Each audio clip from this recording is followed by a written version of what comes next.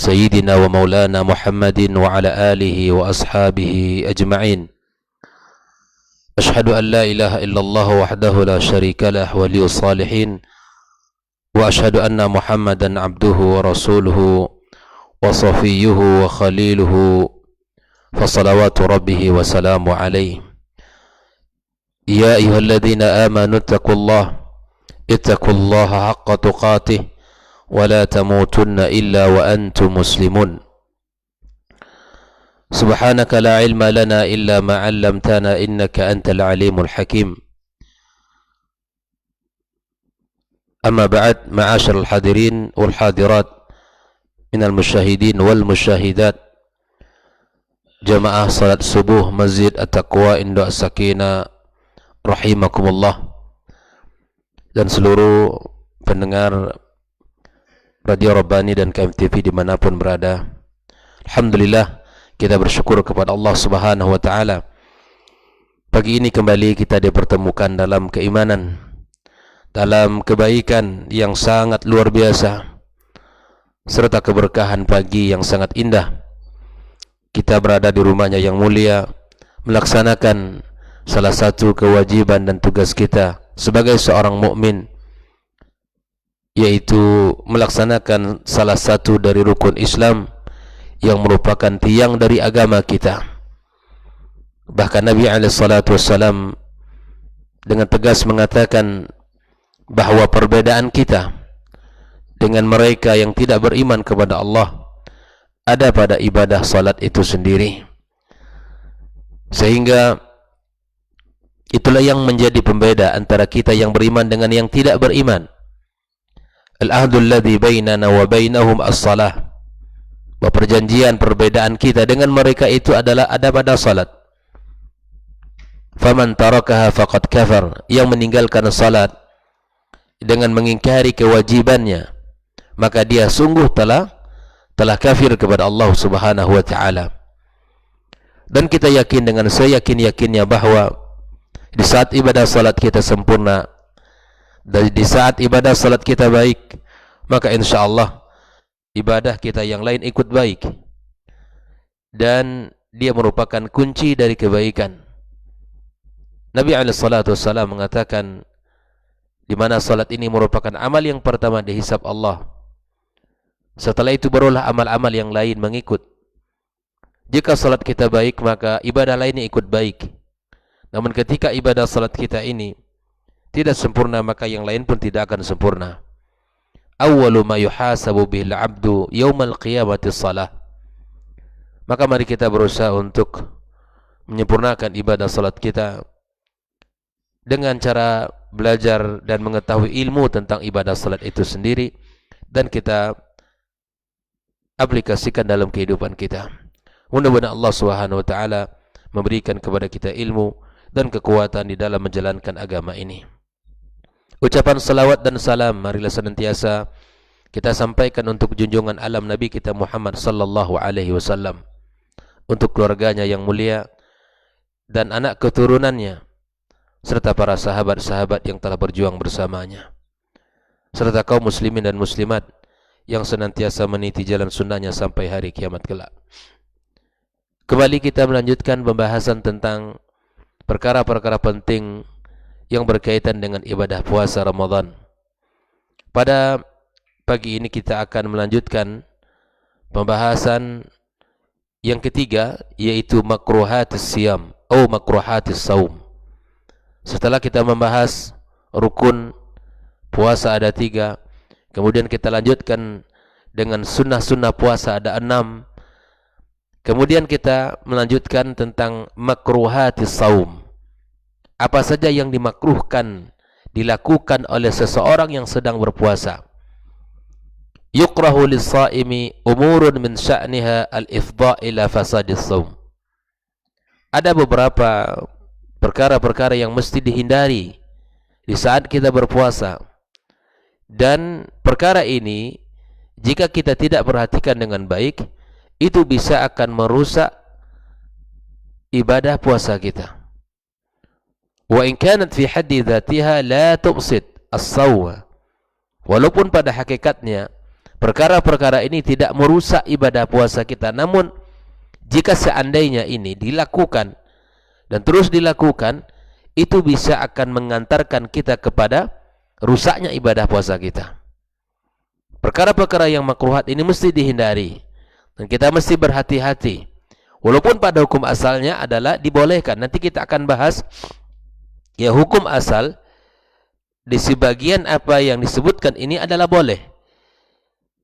Tapi kemudian di saat kita berpuasa menjadi sesuatu yang sangat diperhatikan, sehingga jika tidak diperhatikan ini akan merusak ibadah puasa kita itu sendiri. Yang pertama adalah al-mubalagha fil madmada wal istinsyaq inda wudu'. Hukum asal al-madmada adalah berkumur-kumur, memasukkan air ya ke mulut kita sebelum berwudu.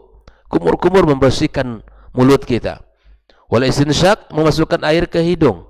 Nah, hukum asalnya boleh di dalam keseharian kita. Bahkan itu dianjurkan di saat kita ingin berwudu. Tapi di saat kita berpuasa, al-mubalaghah ya, berlebih-lebihan, itu akan bisa mengantarkan kepada rusaknya ibadah puasa kita. Kita akan bahas nanti pembahasan setelah ini dengan apa saja yang membatalkan.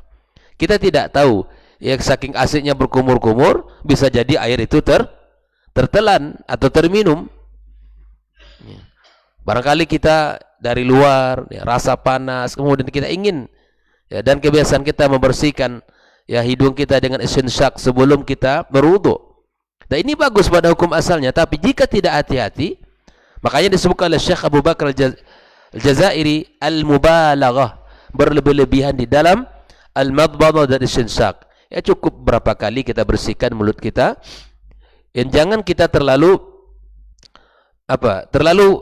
melihat bahwa barangkali ada bau yang tidak sedap dari mulut kita dari orang berpuasa. Bahkan itu sudah disampaikan oleh Nabi kita sallallahu alaihi wasallam. Ya, sekedar hanya untuk melaksanakan sunnah saja. Kita berkumur-kumur itu, kemudian setelah itu kita berhati-hati dan jangan sampai masuk ke dalam dalam tubuh kita.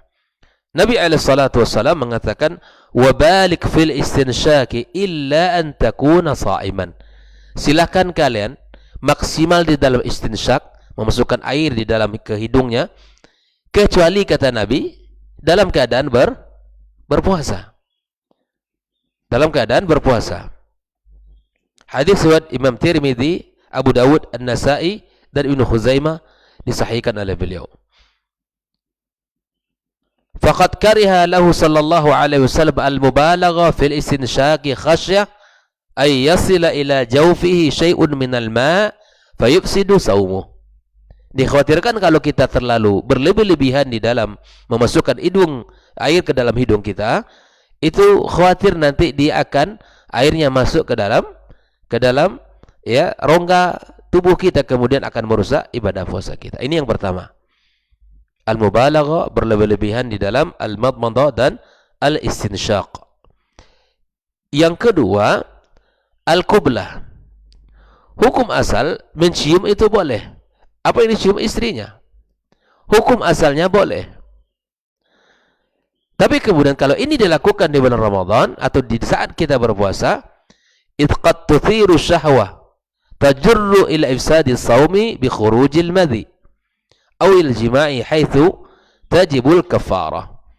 Namun kemudian kalau ini terus dilakukan dan hal ini dilakukan di saat berpuasa, barangkali akan menggerakkan syahwatnya yang kemudian akan mengeluarkan atau merusak ibadah puasanya atau mengurangi pahala ibadah puasanya dengan syahwat yang ada padanya, yang barangkali mengantarkan kepada keinginan seseorang untuk menggauli istrinya. Kemudian ini hal yang pertama membatalkan, kemudian ada kafarah yang mesti dibayar. Wasilahnya ya, hukum asalnya boleh mencium istri di saat puasa, boleh. Tapi kemudian hal ini kalau kita tidak perhatikan dengan baik, maka kemudian ini adalah akan membawa kepada rusaknya puasa kita. Apa yang sebut ini semuanya adalah dilakukan di siang hari. Namun di saat malam hari ini tidak masalah. antum al-madmadah dan istinsyak di malam hari ataupun mencium atau mendatangi istri di malam hari tidak ada masalah dan tidak akan merusak ibadah puasanya karena Allah Subhanahu wa taala telah menyebutkan ya di malam hari dibolehkan bagi muslim ya untuk mendatangi keluarganya. Yang ketiga, ma'asyiral hadirin wal hadirat adalah idamatun nazari bisyahwatin ila zaujah. Hukum memandang istri boleh. Ya.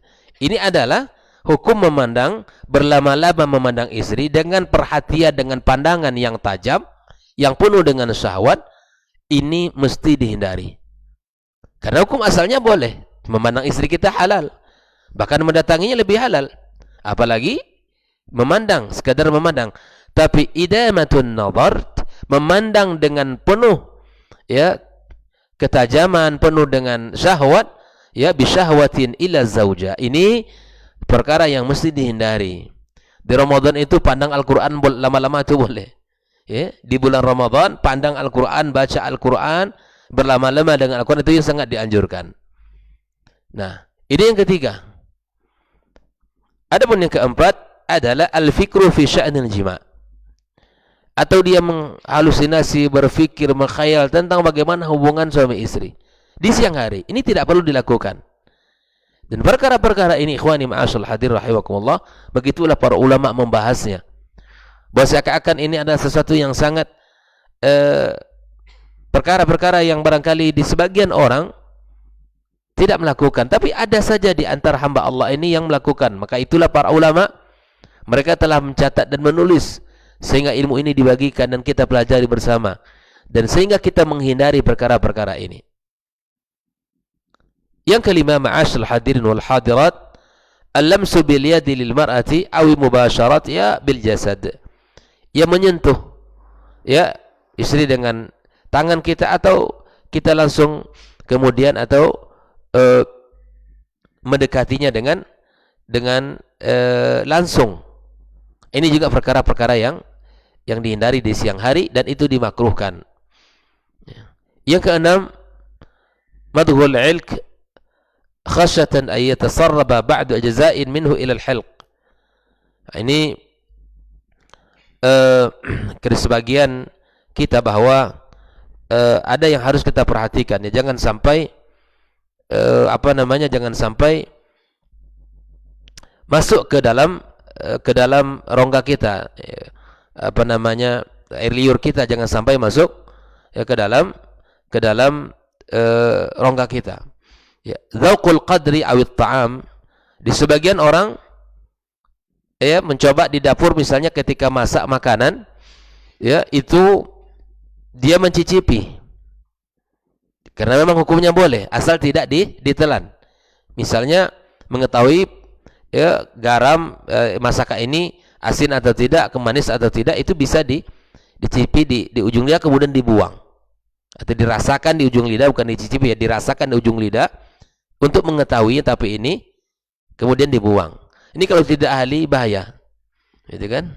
Kalau tidak ahli ini bahaya. Kalau tidak betul-betul kita berhati-hati, ini bisa akan ketarik dan kemudian itu akan ya ditelan. Nah, kemudian al-madmada li ghairi wudu' aw haja tad'u ilaiha. Kita bermadmada, berkumur-kumur yang tidak perlu, bukan karena wudu. Tiba-tiba saja kan antum pulang dari mana gitu pakai motor, tiba-tiba panas gitu. Rasanya panas. Antum pengen saja madmadah gitu. Tidak perlu rasanya. Ya kalau bukan karena wudu atau karena hajat tertentu, maka ini tidak dianjurkan. Ya.